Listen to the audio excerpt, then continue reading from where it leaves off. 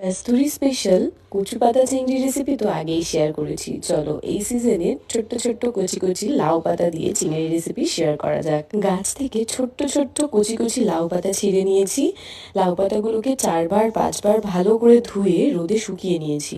এইবার লাউ পাতাগুলোকে একটু কেটে নিচ্ছি। একদম কুচি কুচি করে লাউ পাতাগুলো কেটেছি। লাউ পাতাতে কিন্তু প্রচণ্ড পরিমাণে ধুলো বালি তারপর ছোট্ট ছোট্ট পোকা থাকে, তো প্রচুরবার ধোবে তোমরা লাউ পাতা। আর লাউ পাতাটাকে আমি একবার ভাপিয়ে নিলাম। লাউ পাতাটা ডিরেক্টও তোমরা করতে পারো, তাতে অনেকটা পরিমাণে জল বেরিয়ে যায় লাউ পাতা থেকে, তাই একবার ভাপিয়ে নেওয়াই ভালো। তারপর এখানে আমি শিলনোড়াতে সর্ষে পোস্ত দুরকমই সর্ষে নিয়েছি, আর যতটা সর্ষে নিয়েছি তার হাফ পোস্ত 2টো কাঁচা লঙ্কা দিয়ে ভালো করে বেটে নিয়েছি। এইবার সেই ভাপিয়ে রাখা লাউ পাতাটা, বেশ অনেকগুলো চিংড়ি মাছ আর সর্ষে পোস্ত কাঁচা লঙ্কা বাটা দিয়ে দিলাম একটা বাটিতে। সাথে দিয়েছি নুন হলুদ অল্প একটু কাশ্মীরি লঙ্কার গুঁড়ো। পরে মনে হয়েছে লাউ পাতা আরও একটু হলে ভালো হতো, যাই হোক। আর সাথে দিয়ে দিলাম কয়েক টুকরো কাঁচা লঙ্কা আর বেশ অনেকখানি সর্ষের তেল। এইবার খুব ভালো করে লাউ পাতার সাথে চিংড়ি মাছের সাথে মশলাগুলোকে হাত দিয়ে মেখে নেব।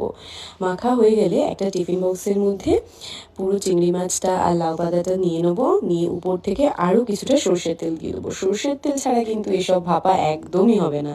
এইবার স্টিমে বসিয়ে দেবো 15 মিনিটের জন্য। একটা কড়াইয়ে স্ট্যান্ড বসিয়ে তারপর আমি টিফিন বক্সটা দিয়ে ঢাকা দিয়ে দিচ্ছি।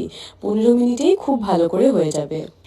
এই ভাপা বা পাতুরি এইরকম ধরনের রেসিপিগুলো হলে আমার আর সাথে অন্য কিচ্ছু লাগে না। গরম ভাতের সাথে জাস্ট এগুলোই জমে যায়। দেখো কত সুন্দর রঙটা এসছে, আর চিংড়ি মাছগুলো খুব ভালো করে সেদ্ধ হয়ে গেছিলো। এই রেসিপিটা দেখেই লাউ পাতা জোগাড় করে বানিয়ে ফেলো। এই রেসিপিটা একদম মিস করো না কিন্তু। এই সিজনে খুব ভালো কচি কচি লাউ পাতা পাওয়া যায়। দেখে ইয়াম্মি লাগছে কিনা শুধু একবার বলো। আর আমার মতন চিংড়ি মাছ প্রেমী কারা কারা আছো? চিংড়ি মাছ তো আমার নর্মাল ভেজে দিলেও ভালো লাগে। গরম ভাতের সাথে এই লাউ পাতা চিংড়ি ভাপা হলে আর কিচ্ছু চাই না। রেসিপিটা কেমন লাগলো অবশ্যই কমেন্টে জানিও। বাই।